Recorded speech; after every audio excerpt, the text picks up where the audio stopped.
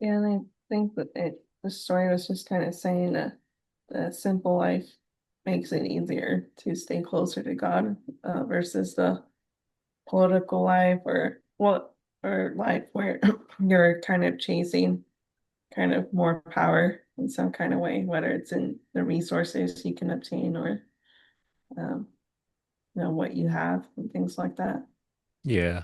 So, And I think that's a classical Christian teaching, and I mm, think that's true. Yeah, the more mhm, it is easier for a rich man to pass through an eye of a needle than to attain the kingdom of mm, heaven, something like that. mm, And yeah, not impossible. And there's maybe some reference to like a an entrance to, I think, Jerusalem or some city back then that was called the Eye of a Needle, that maybe you mm, had to enter in with your camel. It was a low doorway, so you had to unburden your camel of its uh, saddlebags or whatever they had back then, the mm, belongings that you had packed on the camel. So the idea you had mm, to get rid of the belongings mm, or carry them yourself mm, to pass through that doorway called the Eye of the Needle. But anyway, um,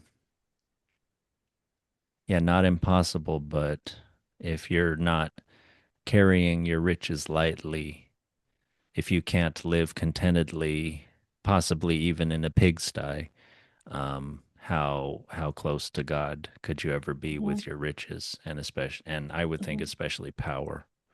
I mean, as mm, soon as she's sitting on the throne and has all the maids in waiting, or the counts and the dukes and the kings and all the people with titles and everything, I think, yeah, you're getting so big for your you're getting so big in your mind and just wanting more.